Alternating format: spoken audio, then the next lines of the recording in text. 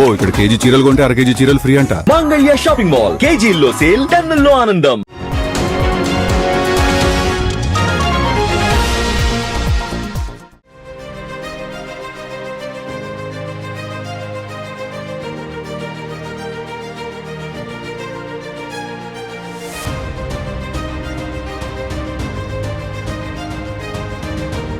భారత్కు నమ్మకమైన మిత్రదేశాలు Russia, Israel, France.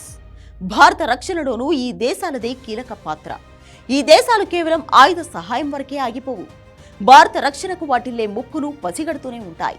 తాజాగా ఫ్రాన్స్ అదే చేసింది.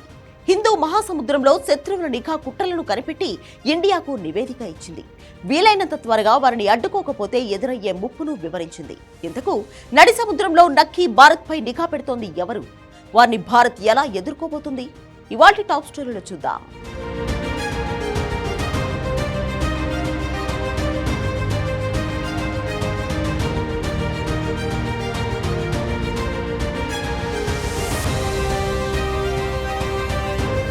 ప్రత్యర్థిని నేరుగా ఎదుర్కోవడం ఇండియా స్టైల్.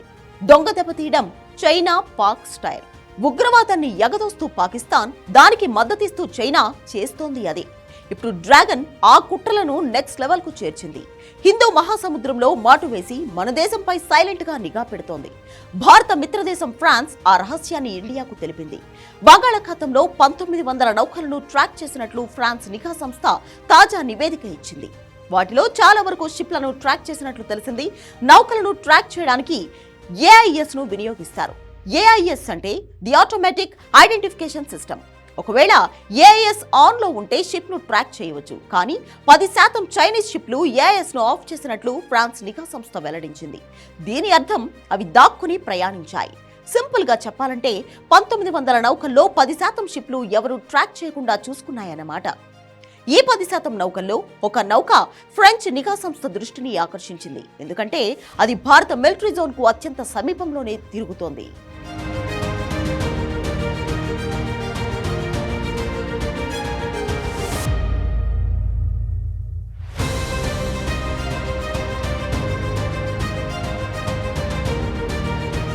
చైనా హిందూ మహాసముద్రంపైనే ఎందుకు గురిపెట్టింది అంటే, ఈ సముద్ర మార్గంలోనే 80% చమురును చైనా దిగుమతి చేసుకుంటుంది.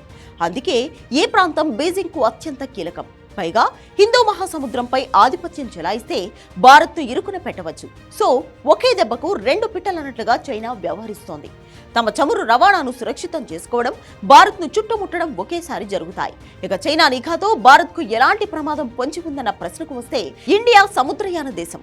మన తీర ప్రాంతం 11,000 కిలోమీటర్ల కంటే పొడవుంటుంది. మన వాణిజ్యం దాదాపు 95% సముద్ర తీరాల నుంచే జరుగుతోంది. భారత్ దిగుమతి చేసుకునే మొత్తం చమురు హిందూ మహాసముద్రం మీదుగానే వస్తుంది. సో హిందూ మహాసముద్రం చైనాకే కాదు, మన దేశానికి కీలకం. అందుకే చైనా హిందూ మహాసముద్రాన్ని తన గుప్పిట్లో పెట్టుకోవాలని చూస్తుంది. తద్వారా మన దేశాన్ని కీలుబొమ్మగా ఆడించాలనేది బీజింగ్ ప్లాన్. మరి ఈ కుట్రలకు భారత్ ఎలా చెక్ పెట్టబోతుంది?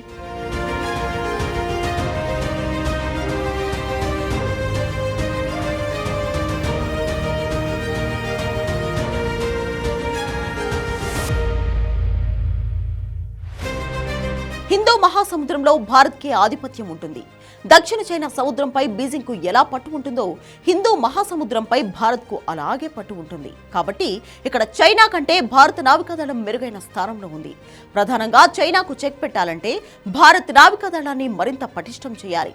ప్రస్తుతం భారత్ వద్ద 293 నౌకలున్నాయి. కానీ చైనా వద్ద 754 ఉన్నాయి. ఇవి కాకుండా చైనా వద్ద మరిన్ని క్యారియర్లు, డెస్ట్రాయర్లు, జలాంతర్గాములు, యుద్ధ నౌకలు ఉన్నాయి. వాస్తవానికి మోడీ సర్కార్ కూడా ఈ విషయం తెలుసు. అందుకే నేవీని పటిష్టం చేయడంపై దృష్టి సారించింది. ప్రస్తుతం భారత్ 61 యుద్ధ నౌకలు, సబ్మరైన్లను నిర్మిస్తోంది. మరో 17 నౌకలు, సబ్మరైన్లు ఒప్పందం దశలో ఉన్నాయి.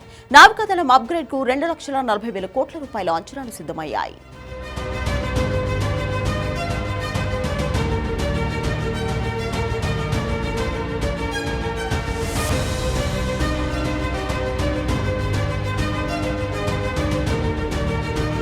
ఇక రెండో విషయం రాజకీయపరమైనది. Kenya, Tanzania, Madagascar, Sri Lanka, Maldives వంటి హిందూ మహాసముద్ర తీర ప్రాంత దేశాల్లో ఓడరేవులు, ఇతర మౌలిక సదుపాయాలను చైనా నిర్మిస్తోంది. ఎందుకంటే హిందూ మహాసముద్ర తీర ప్రాంతం చైనాకు లేదు. అందుకే విదేశాలపై ఆధారపడుతోంది. సో ఆయా దేశాల్లో చైనాకు గట్టిగానే కౌంటర్ ఇవ్వాలి. ఇప్పటికే మోడీ సర్కార్ ఆ దిశగా చొరవ చూపుతోంది. హిందూ మహాసముద్ర దేశాలకు సురక్షితమైన భద్రతా భాగస్వామిగా భారత్ ఆయా దేశాలతో సంబంధాలను పెంచుకుంటోంది. సముద్ర దొంగలను అడ్డుకోవడానికి ఇతర దేశాలు జోక్యం చేసుకోకుండా భారత్ ఆయా దేశాలకు సహకరిస్తోంది. ప్రకృతి విపత్తుల సమయంలోనూ అండగా నిలుస్తోంది. హిందూ మహాసముద్రంలోకి చైనా యుద్ధ నౌకలు, జలాంతర్గాములు పంపవచ్చు. కానీ భారీ విమాన వాహక నౌకలను పంపడం అసాధ్యం. అదే భారత్కు కలిసి వచ్చే అంశం. యుద్ధంలో అవే కీలకమైనవి. అన్నింటికి మించి నిఘా విషయంలో ఫ్రాన్స్ వంటి మిత్ర దేశాలు భారత్కు కొండంత బలంగా ఉన్నాయి. కాబట్టి మనం ఆందోళన చెందాల్సిన అవసరం లేదు అనేది విశ్లేషకుల మాట.